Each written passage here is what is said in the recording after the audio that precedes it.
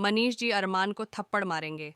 जी हाँ दोस्तों, जब मनीष जी को पता चलेगा कि अरमान ज़बरदस्ती अभीरा की प्रेगनेंसी टर्मिनेट करवाने जा रहा है, तब वे तुरंत हॉस्पिटल पहुंचेंगे।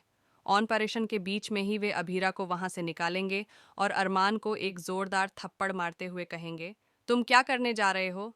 भगवान ने तुम्हारे परिवार को एक सुनहरा अवसर दिया था ताकि तुम अपने जीवन में आगे बढ़ सको। हमेशा रोना धोना बंद कर सकते थे, लेकिन तुम खुद ही फिर से उसी समस्या को खड़ा कर देते हो और आपस में लड़ते रहते हो। पहले जब अभीरा प्रेग्नेंट नहीं हो सकती थी, तब तुम नाराज थे, और अब जब वह प्रेग्नेंट है, तब भी तुम इस बात से नाराज हो। तुम्हारा बच्चा इस दुनिया में आने के लिए संघर्ष कर रहा है, तो उसे क्यों रोक रहे हो? यह सब कैसे हुआ, हम आपको बताते हैं। जब मनीष जी अरमान को फ़ोन करते हैं, तो अरमान झूठ बोलता है कि वह और अभीरा फ्री नहीं है।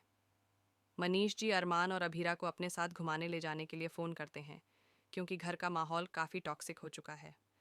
घर में सिर्फ रूही पर ध्यान दिया जा रहा है और अरमान व अभीरा को अनदेखा किया जा रहा है।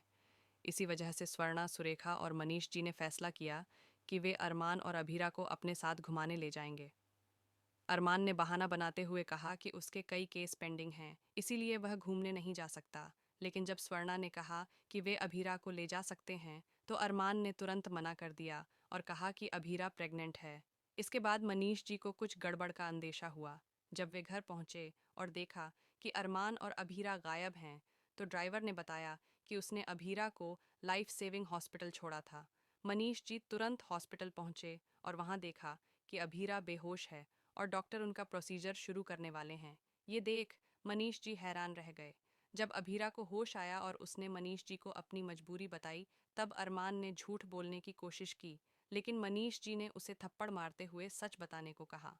तब अरमान ने सारी सच्चाई बताई कि अभीरा की प्रेगनेंसी से उसकी जान को खतरा हो सकता है और वह नहीं चाहता कि अभीरा इस बच्चे को जन्म दे। मनीष जी ने उसे समझाते हुए कहा कि उसकी माँ अक्षरा को भी ऐसी ही समस्या थी, लेकिन अक्षरा ने बच्चों को जन्म दिया और अब उनकी बेटी तुम्हारी पत्नी बनकर तुम्हारे सामने खड़ी है। जरूरी नहीं कि डॉक्टर की बात पत्थर की लकीर हो।